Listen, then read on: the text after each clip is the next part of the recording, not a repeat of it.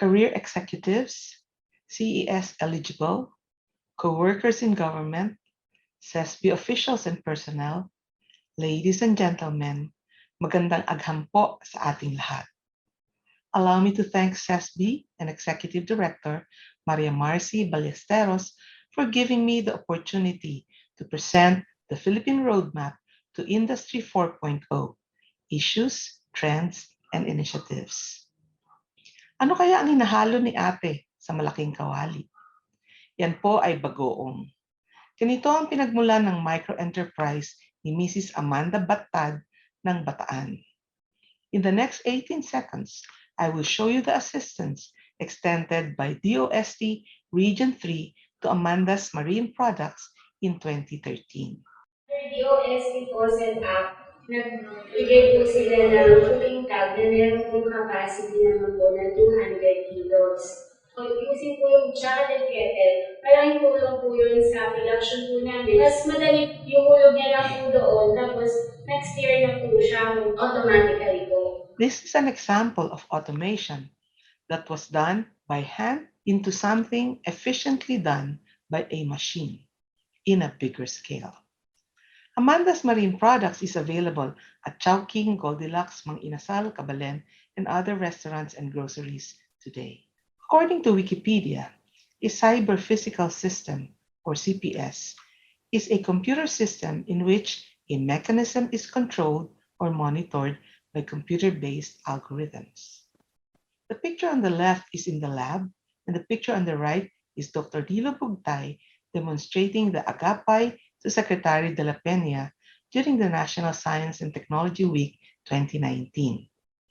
Dr. Bugtay is a professor of mechanical engineering at De La Salle University, and he is working with Professor Reynaldo Rey Matias of St. Luke's Medical Center, College of Medicine, on the Agapay exoskeleton, a 3D printed wearable robot that is biomimetically designed to account for all the movements of the upper limbs. It can be used as robot-assisted therapy for stroke patients. Agapay is a cyber-physical system. The technologies of the Fourth Industrial Revolution, or Industry 4.0, such as automation and robotics, have been with us for a long time. But today, we have the computing power to make cyber-physical systems possible on a larger scale. The Industrial Revolution is due to technologies that reshaped human history. The first Industrial Revolution used water and steam to mechanize production. The second used electric power to create mass production. The third used electronics and information technology to automate production. Now, a fourth industrial revolution is building on the third. It is characterized by a fusion of technologies that is blurring the lines between the physical, the digital, and the biological spheres. In short, cyber-physical systems. The fourth industrial revolution, or Industry 4.0, is characterized by velocity, scope, and systems impact. The speed of current breakthroughs has no historical precedent. It is evolving at an exponential rather than a linear pace. Moreover, it is disrupting almost every industry in every country. And the breadth and depth of these changes herald the transformation of entire systems of production, management, and governance. This graph shows technology penetration versus time. Before 1900, the light bulb was an invention with very few users, and it was expensive. As light bulbs were mass produced, the situation changed, and almost every home has light bulbs. Today, we take light bulbs for granted and only think about it when the light bulb is busted. It took over 100 years for the light bulb to become ubiquitous or a vanishing technology. Same thing goes for cell phones.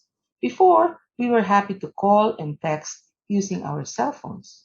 Today, we can edit PowerPoint presentations, perform bank transactions, virtually attend meetings, and have your food delivered wherever you are using cell phones. It took only 20 years for the cell phones to become ubiquitous. Ads in my Facebook account know that I went to the University of Michigan, hence the ad shown on the upper left. Each day, Spotify creates daily mixes for me based on the music that I listen to. See the upper right side. When you do a search in YouTube or Google, the search is customized for you and uses previous searches that you have made. This is artificial intelligence that we have already taken for granted, just like the light bulb. The Internet of Things, or IoT, are physical objects with sensors, processing ability, software, and other technologies, and they are connected and are able to exchange data with other devices and systems over the Internet or other communication networks. Examples are smartwatches, smart shoes, smartphones, smart cars.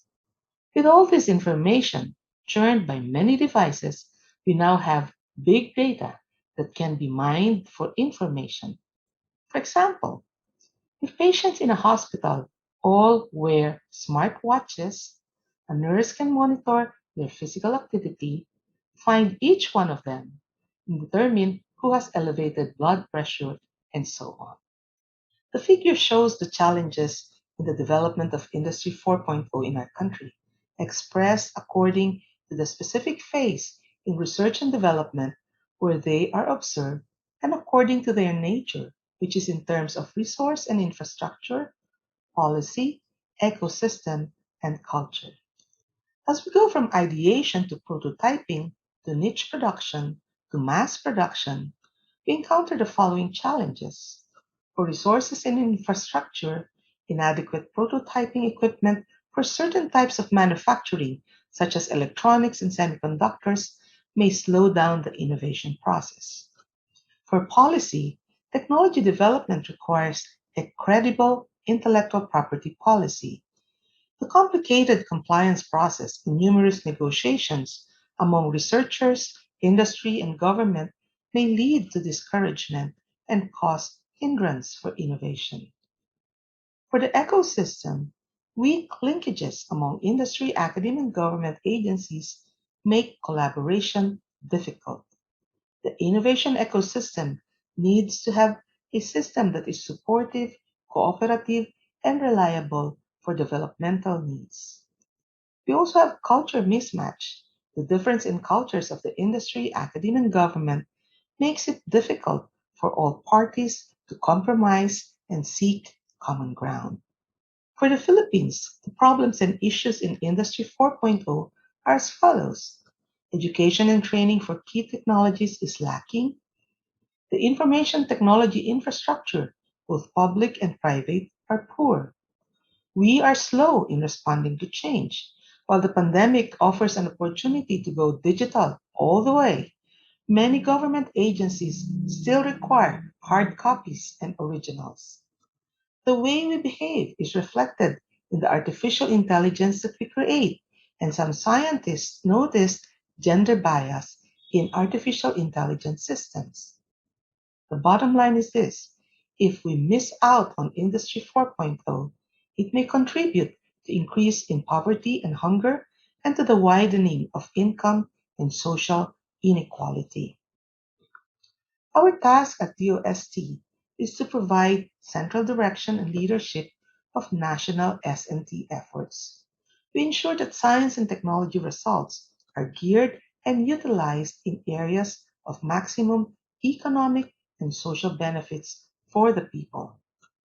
Our work involves innovation, technology promotion, adoption and commercialization, increasing the critical mass of S&T human resources, improvement of the competitiveness of micro, small, and medium enterprises, disaster risk and climate change resiliency, and effective STI governance.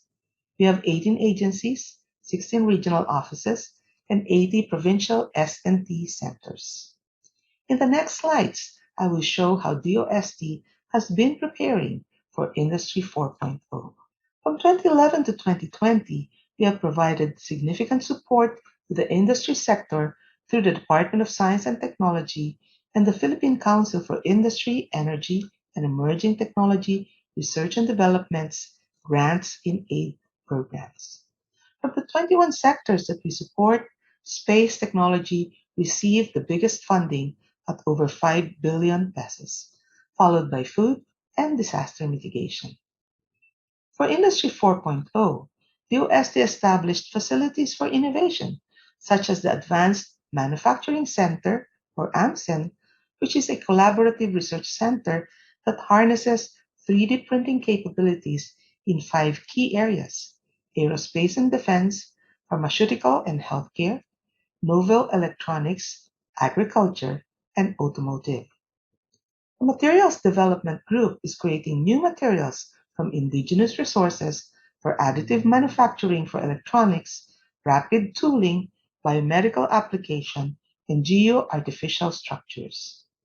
The Advanced Mechatronics, Robotics, and Industrial Automation Laboratory supports the metals and engineering industry in training the workforce using modern and competitive smart technology.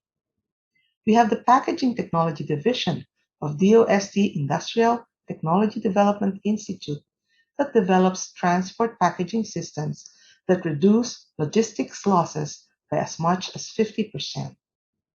The Electronics Product Development Center, or EPDC, is a world-class facility that provides technical support services to promote innovation and high-value product development.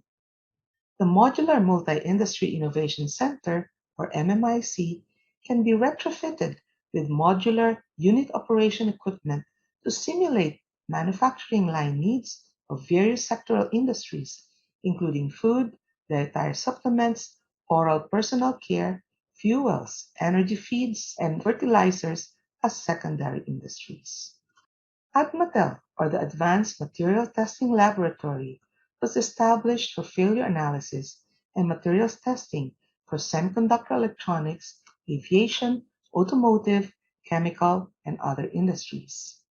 One lab consists of a network of laboratories that ensure availability and broadening public access to testing and calibration services at a single touch point through an IT-based platform. Currently, One Lab has 54 laboratory members from 16 DOST regional standards and testing labs, 7 research and development institutes, 23 local non-DOST laboratories, and 8 international member laboratories. In Agriculture 4.0, farmers are transitioning to smart farming using Internet of Things, machine learning, automation, and nanotechnology, among others. Smart agricultural technologies include sensors. PhilMech, or the Philippine Center for Post-Harvest Development and Mechanization, developed a portable cacao quality sensor which measures the freshness of the harvested beans and if it is adulterated by assessing its water content and salinity.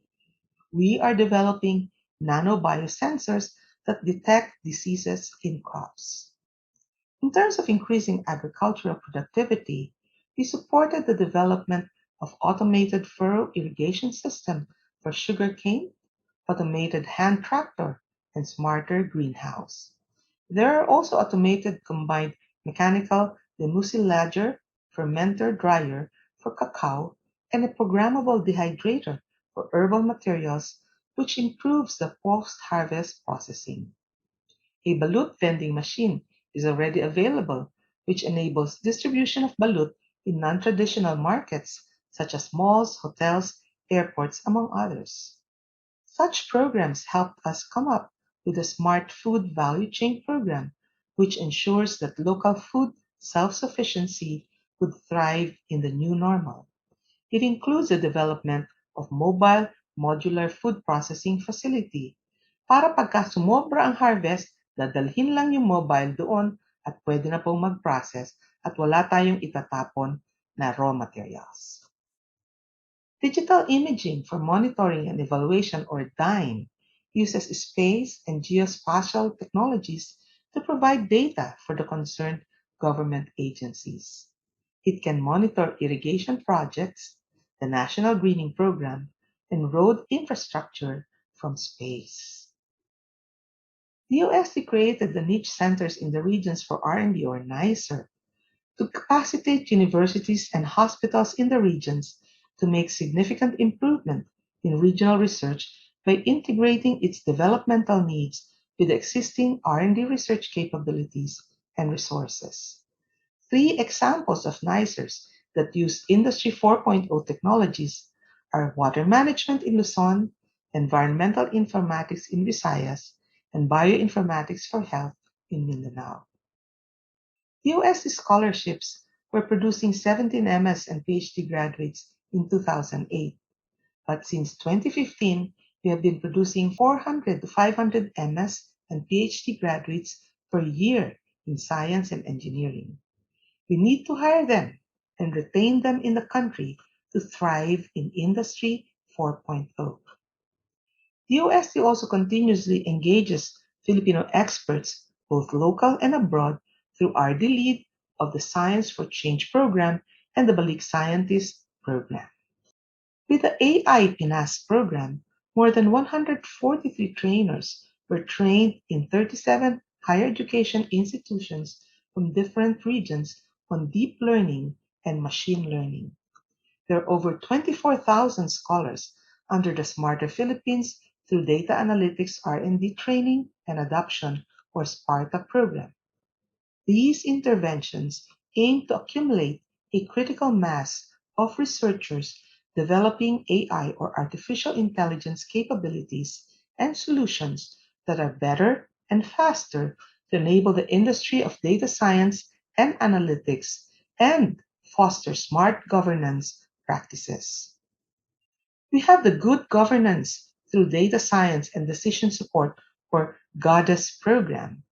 Graduates of Sparta develop appropriate systems and technologies that can be adapted and used by national government agencies and local government units, specifically on urban mobility, energy management, e-governance, and citizen services, waste management, and water management.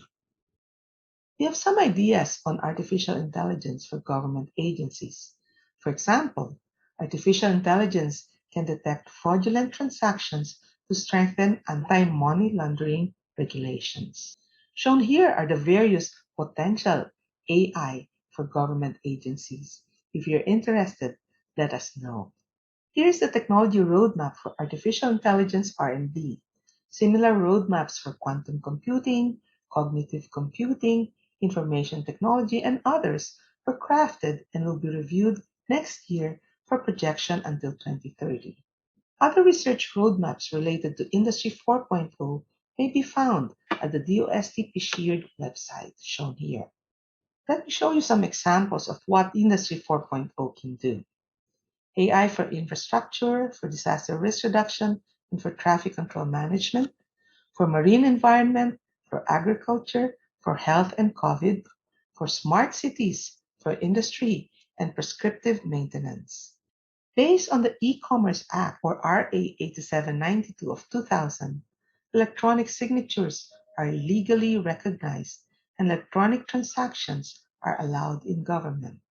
The Supreme Court en banc issued the interim rules on remote notarization of paper documents last July 2020. These are enabling laws for Industry 4.0. Before I end, I would like to share with you my wish list for the government. First is the digitization of government data. This way, we can mine it for information that will help our decision makers. Second is optimized digitalization of government processes to minimize face to face, not just in the time of pandemic, but as on a regular basis. This will also curb corruption in these transactions. But I say optimize because we cannot just digitize your processes. We first have to optimize it and then we digitalize. Third is the acceptance of e-signature following DICT verification and validation in government transactions. This way, we can truly digitalize government processes. We also encourage the use of artificial intelligence in government processes. For example, in the regulatory and judiciary, we can use artificial intelligence to help our limited resources in terms of human resource in dealing with all the backlogs that they have. Republic Act 9184 has to allow technology startups in government procurement because in today's Industry 4.0, it is the startups that can actually help government in making change happen and getting into Industry 4.0. Industry 4.0 can level the field among countries. As government workers, we need to make sure that we maximize Industry 4.0 technologies for accurate government transactions, swift action, and efficient governance. Thank you for your attention at magandang agham sa ating lahat.